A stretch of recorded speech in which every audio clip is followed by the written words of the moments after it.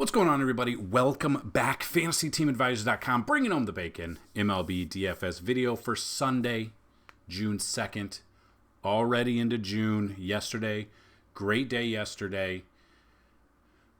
Let's have a good day today. If you've never been to the channel, do things a little bit differently. So we tried something yesterday's video. The overall consensus was not really enjoyed. So we're gonna go back to our roots. We're gonna do exactly what we've done and what you guys have been accustomed to. If you're new to the channel, we do things a little bit differently than other DFS channels. So I think what separates us from everybody else outside of the big names not really having anything on the weekends, we have a show hopefully every single day as long as, weather cooperates and we have internet and stuff like that and I'm not sick. But we break it down, I think, like no other. So we go through every single game that's playable. So on a 15-game Sunday slate, 14 of the 15 games are playable, and then the Sunday Night Baseball game is not on any slate. We go through the pitchers, and we go through the bats on each team. So it's a little bit longer video than you're used to, but hopefully you learned something. And we have giveaways every single video. At least we have 2 giveaways every single video. We had back-to-back winners, back-to-back days. For some people, just so many people have come along, left comments, and that's really how you do it. So what I'm going to tell you, if you're not a subscriber yet, if you like this video, subscribe so you can get your comment in early. So what we do, 2 ways to win. The first way, somewhere in this video, I will have a keyword. I will let you know it is the keyword, and you type that keyword into this video, and that's your comment on the video. So you have a chance to win a free week if you put the comment in there. The second way to win, like the video, be a subscriber, and leave a comment. So the keyword can be your comment, but if you want to leave multiple comments, it helps us. The more comments on the video, the better chances you have to win, as long as they're not just spam. And it helps us, it helps the algorithm. If you get at least 50 likes on this video and you've left a comment, you have a chance to win a free week of FTA+. That week includes a week of NASCAR, a week of MLB, a week of PGA, a week of MMA. And what we've done is we've updated it. So starting yesterday on Saturday slate, we brought in MMA bets as well. So you get DFS plus MMA. So we've got that going on. On top of that, if you guys see, we've got NASCAR every Sunday as long as there's NASCAR. We've got MMA every Saturday. We've got MLB every single day.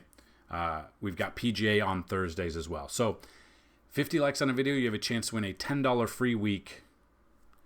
100 likes on this video, you have a chance to win a $30 monthly pass. 150 likes on the video, a chance to win a $200 free year.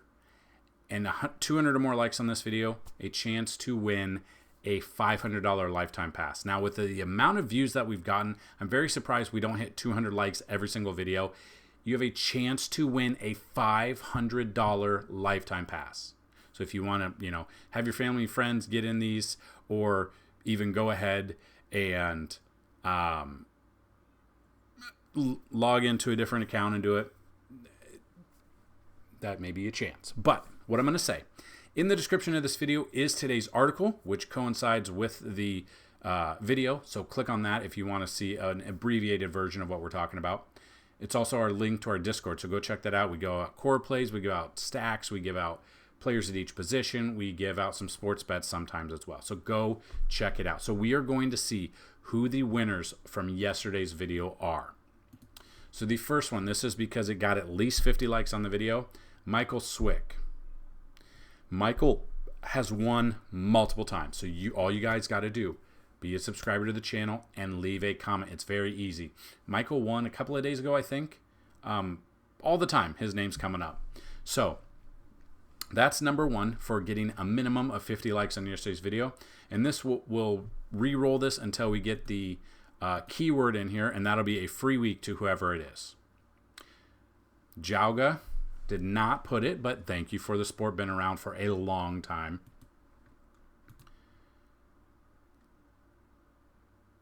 Timothy Jones, no bacon today. Be different. Eat the bacon candy. Okay, Tim. No, he did not have the comment or the keyword in here, so we're going to keep rolling it. We're going to go through. It's just rolling through every single comment on there. Steven, thanks for the support. Did not put the keyword, so that is why I say if you do multiple comments. J Tree's the same thing, guys. Still love the support. You guys have been around for a while at least. I know that. Kurt Mahler, love the new video. Different. Different was the keyword from yesterday. So congratulations, Kurt. I want to say Kurt just won yesterday or 2 days ago. Seems like all the time. So that's what I'm saying. It's very simple, very easy. Now we're going to look, is there any weather concern? So it's split up. We've got 11 games, Maine, and then we've got an afternoon slate. So we do have some weather concern possibly in Atlanta, some weather concern in Cleveland, kind of like yesterday. Then we've got, is this in there? Let's see. Okay, so that's the same one. And then we're good. Other than that, we are good to go for the afternoon slate. 3-game afternoon slate. It's kind of a small afternoon slate. But that being said, we're going to jump right into it. We're going to look at everything. We're going to look at the pitchers. We're going to look at the bats. Hopefully you guys are ready to rock and roll. Let's get going. So, first game on the slate, Twins at the Astros is 1:05 Eastern start. Simeon Woods Richardson versus Hunter Brown. Now, we know that the Astros start off very slow. They've kind of slowly come along. There was a good chunk of the season that I did not want to have. Yordan in that lineup because he just looked bad. And if you looked at yesterday's video, we liked him, and it just keeps continuing to go up. He had a home run in the first inning yesterday, and I want to continue that. He's hitting at home. You got Hunter Brown, 39 plate appearances, 297. So Hunter Brown has been very hittable this season. Simeon Woods Richardson, he comes in 6,800, 2.7 ERA, so a really good ERA.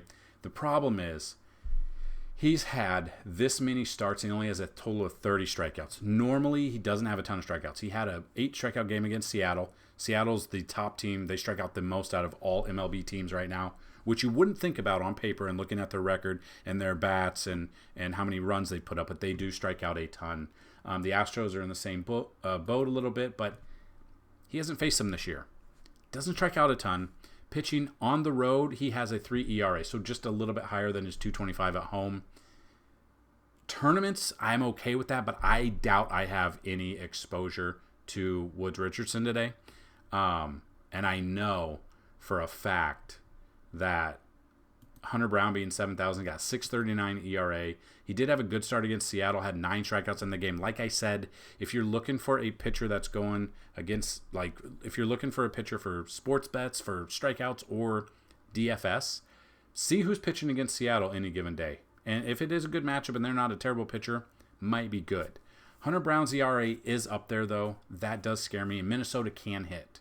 And oddly enough, they're worse against most of their power bats are righties, but they've been really bad over the last 30 days. They've been very bad against the opposing left-handed pitchers.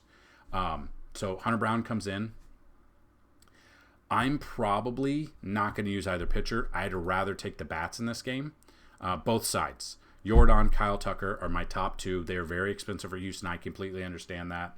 Jake Myers, if he's in there, would be a cheap option. Yonder Diaz could be an option.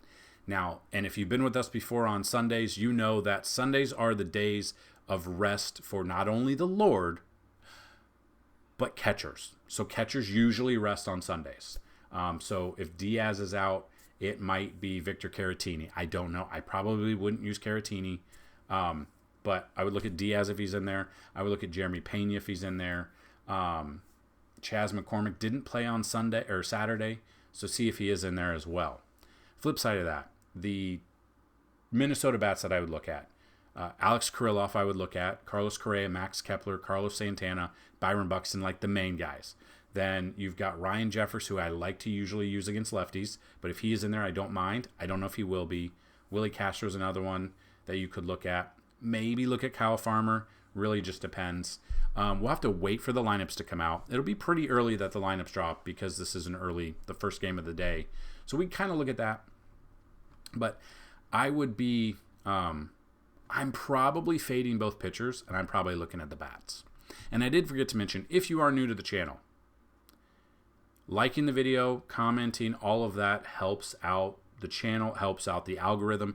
clicking on the ads definitely helps out as well. So I know ads are annoying, but clicking on the ads, super easy, super free to do, helps the channel out almost more than you would think, actually. And also, towards the end of this video, currently running in the background are 20,000 or 10,000 simulations. So any day that the majority of the lineups and games start about 6 p.m., we do 20,000 simulations. But on a Sunday where everything starts early, we do 10,000. We are going to give you the initial run of 10,000 simulations and the top 20 bats there. So we'll look at that. And then at the end, we'll do the bats that have a 10 matchup rating. We did it yesterday. People liked it. We'll do that again. So that'll come towards the end, and people will really like that as well. So let's jump into the next game. You got the Tigers at the Red Sox. You got Casey Mize versus Bray and Bayo. So we got Mize. He comes in here. I had him on my fantasy team to begin the season when he came back. It really hasn't done much. He's got an elevated ERA of 4.71, coming off back-to-back negative fantasy points, 4.1 innings against Toronto, 3 earned runs, no strikeouts. Detroit won that game 14-11, but did not go in. Allowed 8 hits, 2 walks, did not do much. Against Kansas City, they are a good team. 1.2 innings, 6 earned runs in that game, minus 9.7. Looking at Boston, he has not faced Boston this year. It's in Boston. Away games, he does have an elevated ERA of 6.45 on the road compared to 3.29. I'm probably not using Casey Mize here. But on the flip side of that, Bayo coming in, started off hot this season, got hurt. He's had a couple of good games in a row against Baltimore and Tampa Bay. Baltimore's a really good team, obviously. But then he had a bad game against St. Louis, bad game against Washington. He's had some good games here. Splits-wise, he has not faced Detroit this year. Honestly, I'm probably not using either of these pitchers either. I'd rather focus on the bats. So probably the bats that I would look at in this game, I just don't see myself using either pitcher right now.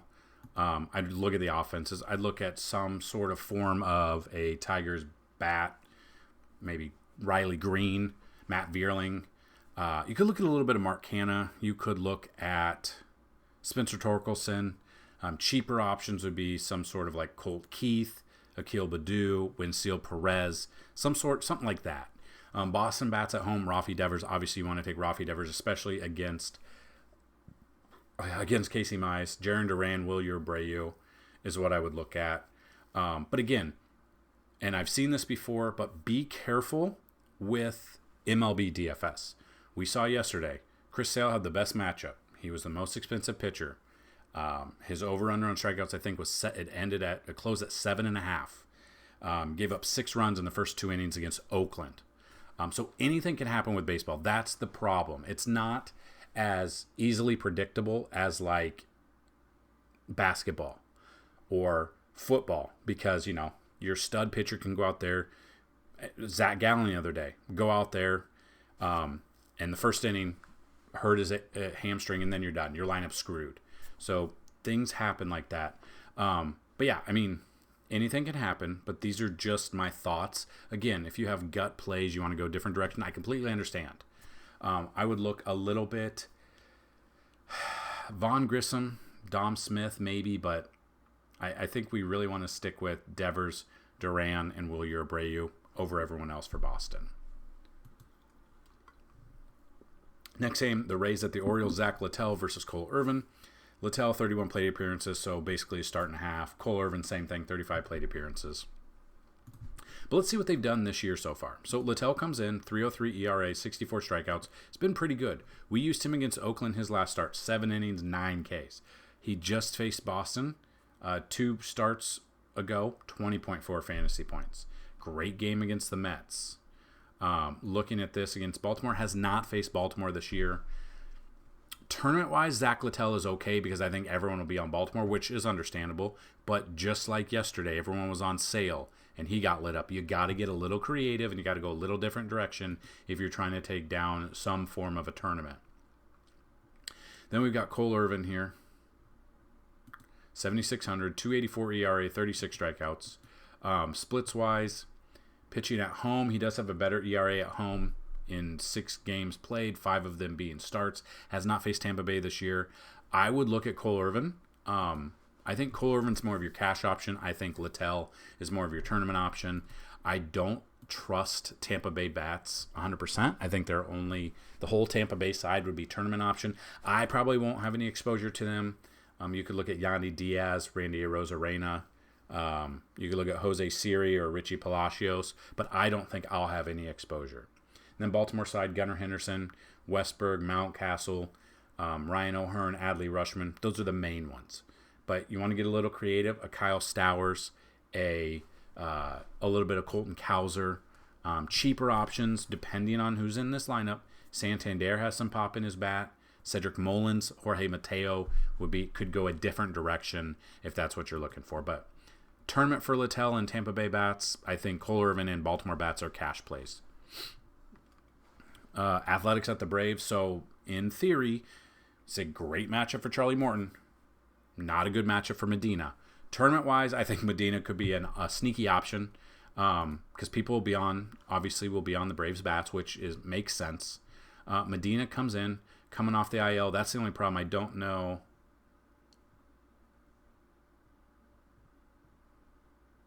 Yeah, I don't know. So he had a knee problem, only had a rehab assignment. Don't know if he's on any sort of pitch count. And he's facing one of the best teams in baseball. Tournament-wise, I'm okay with because he is 6,000. But, Atlanta's a good team. Obviously, they're a good team. Charlie Morton, on paper, should have a good matchup. But after yesterday and what they were able to do to Chris Sale, I don't know about this. He's 9,000. He's got a 4.29 ERA.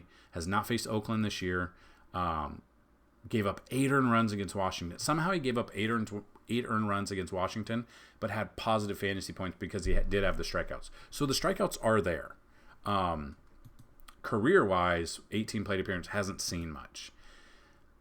I think he's too expensive. I think an Oakland stack, again, might be a sneaky one. Medina for tournaments, I'm okay with. I don't think I'll have Morton, at least in cash anyway. You could look at Langoliers, Brent Rooker, Miguel Andujar's been on fire. Zach Giloff, JJ Bleday, Abraham Toro, I'm okay with. Braves bats, obviously Matt Olson, Marcell Ozuna has been on fire this year and last year. Darno, if he starts, Michael Harris, Jared Kelenic would be a cheaper outfield option. But if Darno is out, you got Sean Murphy in a good spot, or Chadwick Tromp. They're 3, you don't know who's going to be catching. Adam Duvall, usually against lefties, but I don't mind that. So Medina for tournaments. Morton, probably only tournament for me. I do not trust him enough, especially at that price, even going up against Oakland. Maybe it'd be a little bit different if it were in Oakland, but it's not. Then you got the Pirates and the Blue Jays. You got to be announced versus Chris Bassett. So looking at this, they think it's going to be Quinn Priester, who was optioned down not too long ago. Don't know if it'll be him or it'll be a bullpen day. We don't know. If it is, I would still look at Toronto bats. Chris Bassett, been scared to use him this year. I really have. He's been inconsistent. He's got a 4 ERA. Splits-wise, has not faced Pittsburgh this year. We did use him against the White Sox both starts, and he did well. That's against the White Sox, though. Against a team like Tampa Bay, who hasn't been doing well, only put up 12 fantasy points. Then against Philly, that's a really good team, 23.3. Very inconsistent out of this guy. Tournaments I'm okay with, but Pittsburgh can hit. That's the problem. I don't know if it'll be Priester, so we can't really discuss it enough as much as I would like. But the bats that I would use, if we think Bassett's going to do horribly today, obviously O'Neal Cruz, G1 Bay, I don't mind. Yasmani Grandal will be a cheap catching option if he's in there. McCutchen leading off. Cabrian Hayes is back off the IL. Jared Triolo, I don't mind.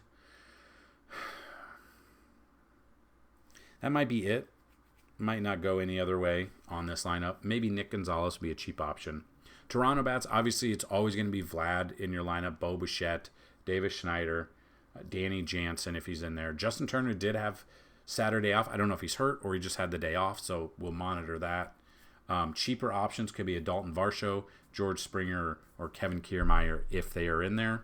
Definitely monitor that. But if it is Priester, I'm still not using him. It's and we don't even know if it's going to be him yet.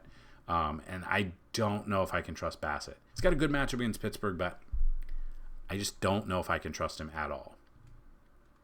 Washington at the Guardians, Jake Irvin versus Carlos Carrasco. I want nothing to do with these pitchers. I want everything to do with the offenses. I'm leaning more towards a Cleveland offense of obviously Josh Naylor, Jose Ramirez, the top two. David Fry would be another one. Andres Jimenez would be another one. Bo Naylor, if he's in there, would be another one as well. Gabriel Arias could be there.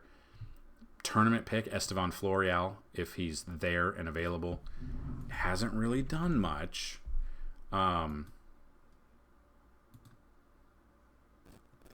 Yeah, I mean, he's 4,000. God, he's expensive. He does sometimes. Oh, wait, Cleveland designated him for assignment. Oh, so he's gone. Okay, that happened on Friday. Didn't even know that. But Stephen Kwan is back, so that makes sense.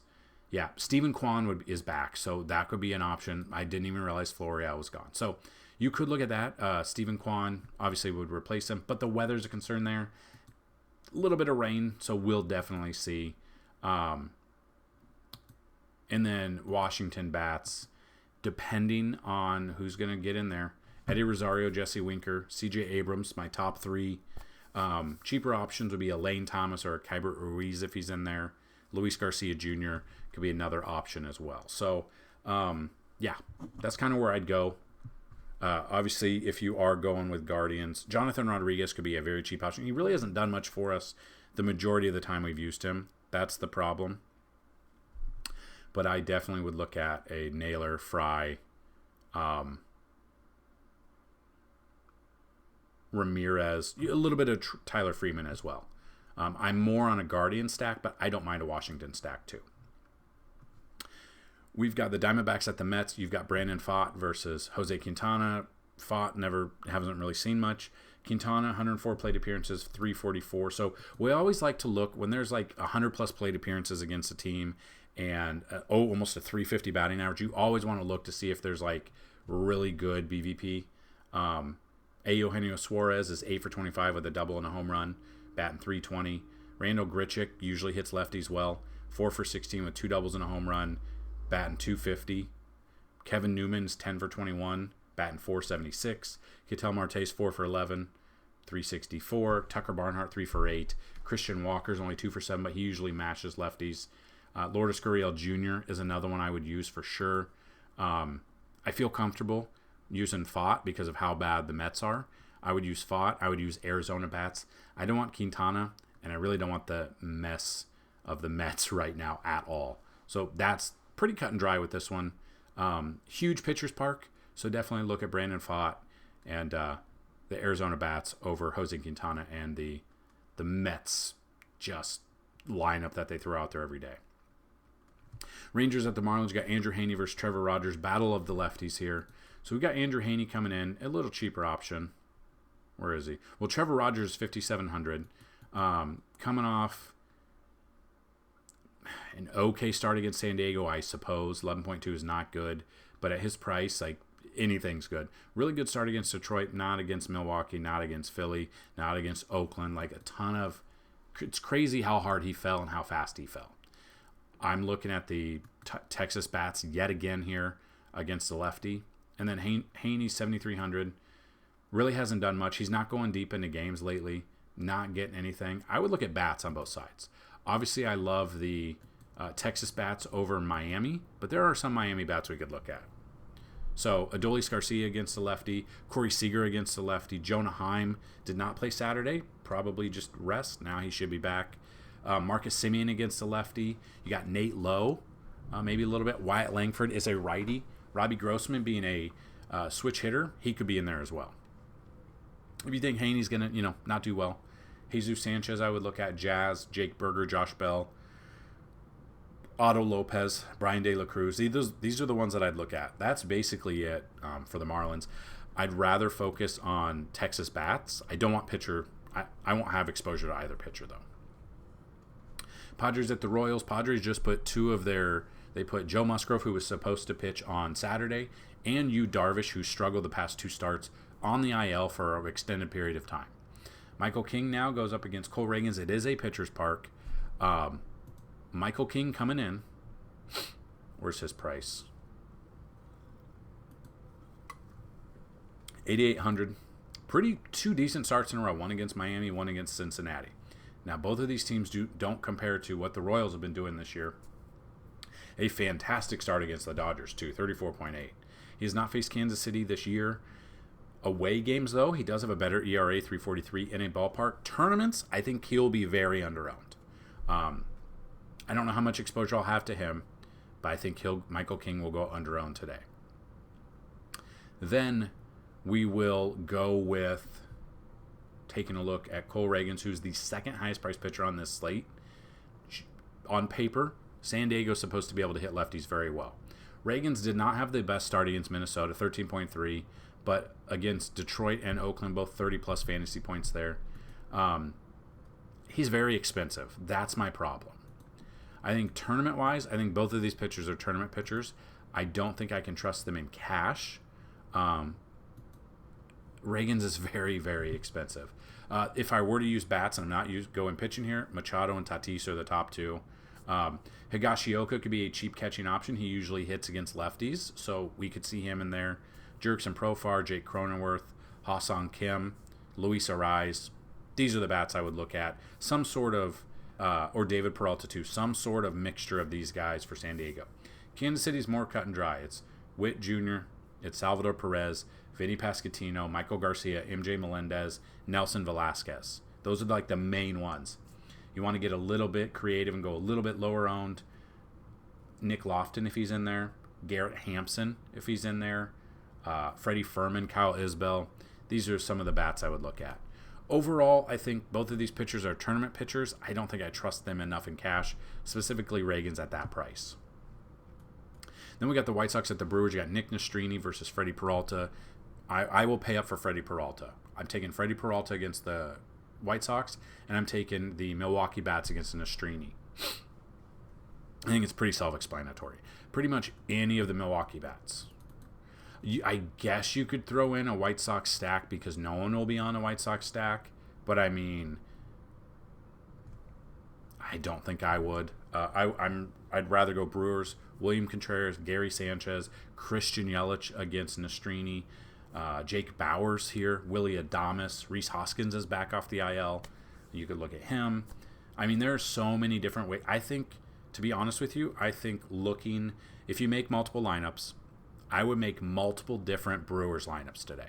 Some form of, Contreras, Yelich, and Adames, but then if you need two more, figure out the other two and make different lineups there. I think that's a strategy that might work a little bit more. I don't want anything to do with the White Sox.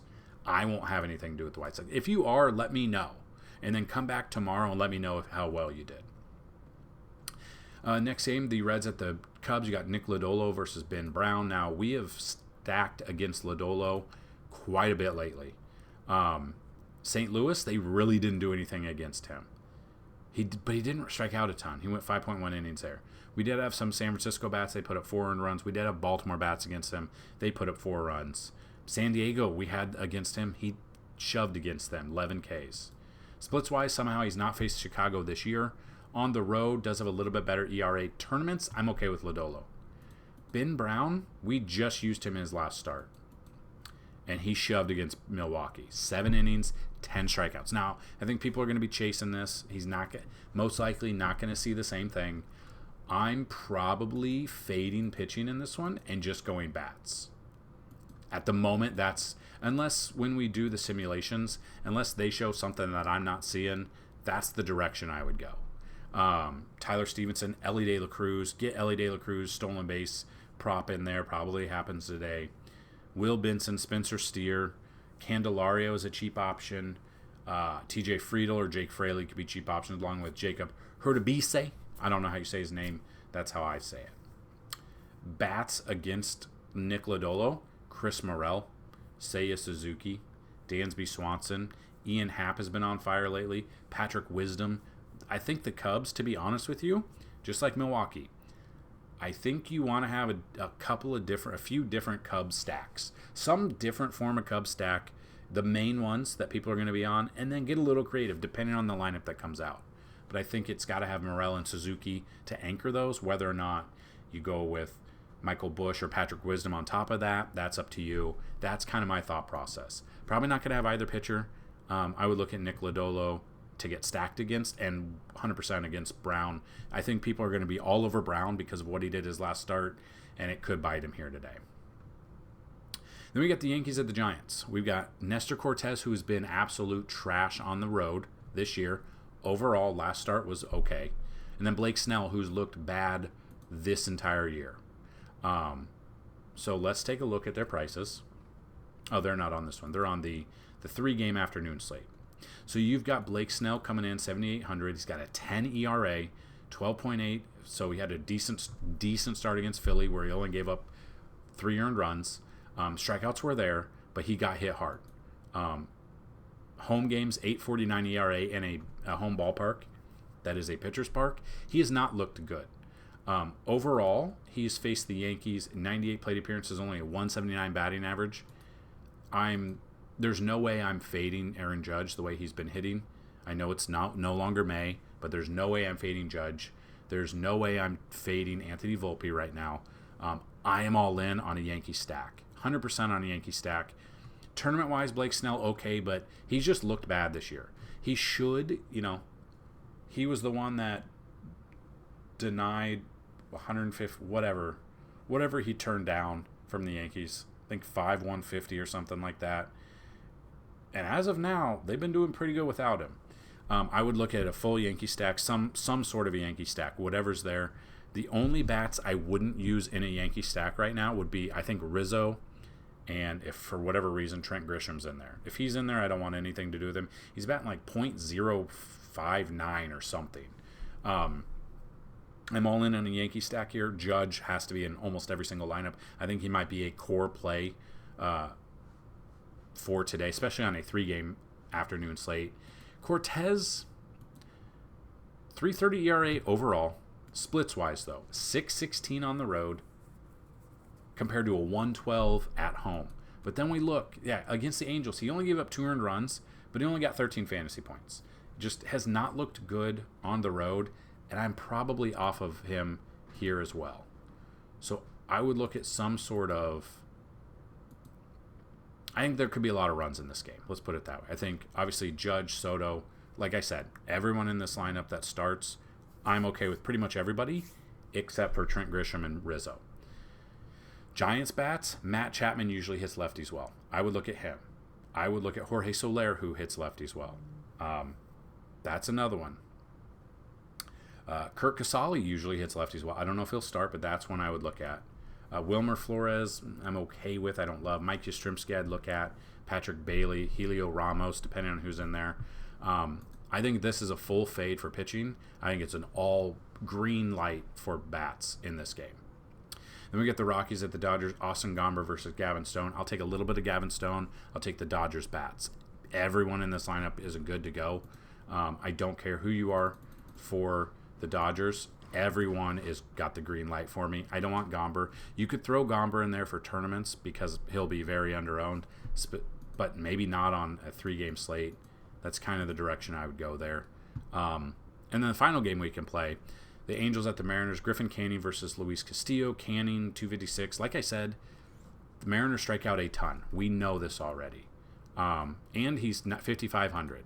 So splits-wise, he's not faced Seattle this year. On the road, he does have a 6 ERA, but they do strike out a ton. Tournaments, I'm okay with. He's coming off 2 bad starts, but he's had good starts against St. Louis, Kansas City, Cleveland. And like I said, Seattle strikes out a ton. Then you got Luis Castillo. Started off very slow to start the season. Has not faced the Angels this year, pitching at home, 3.53 ERA. Game log, coming off a good start against Houston.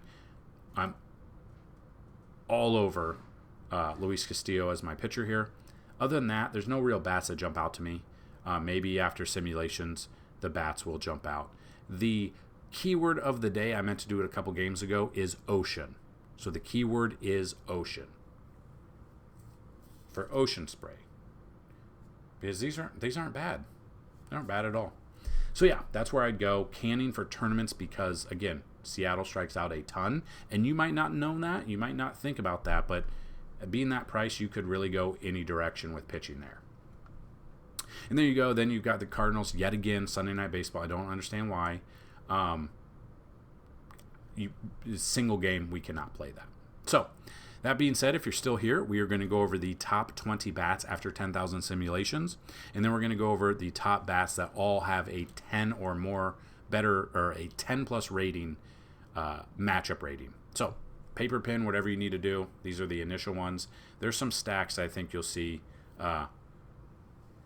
the simulations like so far. So, number 1 batter for the day, Shohei Ohtani. Number 2 is Bryce Terang. 3 is Jake Bowers. 4, Willy Adames. 5, Christian Yelich. So 2 through 5, all Milwaukee bats against Nastrini. 6 is Winfield Perez. 7, Marcus Semien. 8, William Contreras. 9, Aaron Judge.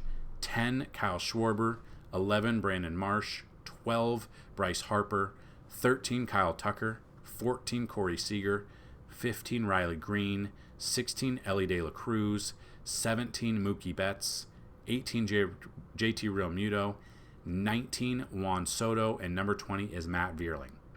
So just looking at some of the stacks that we like I already said, Milwaukee against Nastrini, probably my number 1.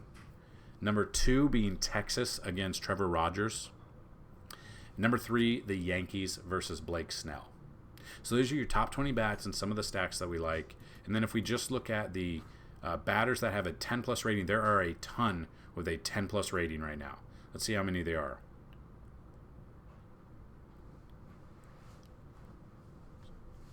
We have 18 today with a 10 plus rating, and we only had 9 yesterday with a bigger slate. So it's saying something. So these are all the batters that have a 10 rating for matchups with the opposing pitcher that is current on the roster. So number 1, and you know, there's some. Number 1 is Ohtani. 2 is Willy Adames. 3 is Christian Yelich. 4 is Marcus Semien. 5 is William Contreras. 6 is Kyle Schwarber. 7 is Brandon Marsh. 8 is Corey Seager. 9, Mookie Betts. 10, Alec Burleson. 11 is Juan Soto. 12 is Rhys Hoskins. 13, Joey Ortiz. 14, Jonah Heim. 15, Isaac Paredes. 16, Blake Perkins. 17, Robbie Grossman. Or 18, Robbie Grossman. And 19, Christian Walker. So we have a ton of 10 matchups here, which we love to see. Those will be on the website under MLB tab, and they'll be under the simulation models. And if you want to see them from yesterday, now this is just to show you from yesterday to see, just give you an idea of what we have. We have a ton of information on the site, so hopefully this finds you doing well. But again, like we said, Chris Sale was our top, and that's where we were wrong. But every single person had them, I promise you. But you've got there, you can see what it is. That's pitching, and then batting wise, 10,000 sims. Here you go, right here. These are the matchups. So you can come through here, and the easiest thing to do would be come down, scroll down, click the little rectangle to pop it up into a new page. Then it'll be a full screen for you, and you can go down here, and you can go down, view it down, and then go through here and go largest and just see all of these. So as you see, we didn't have very many 10s yesterday. And we had, 19 today, 18 or 19 today. So there are a ton, then some projections for that. Just a ton of information for you. If you go to the website, you go under MLB and you go to, just to show you guys a couple things, like the cheat sheet. It's very helpful for people. And it's got, 6 to 7 plays at each position. Some lineups to start off with. We've got Fanduel and DraftKings cheat sheet. We've got ownerships for both. We've got weather tab. We got lineups. We got boomstick shots with their home run picks. So these are cash options that we look at. These are tournament options that we look at. And then stacks we like with the batters that we like. So a ton of information to go with. $10 for a week. Check it out. Or have a chance to win a free pass by liking the video and leaving a comment on it. So that's what I've got for this Sunday. Check back tomorrow for the Monday slate. Good luck today, and as always, let's bring home some bacon. Peace!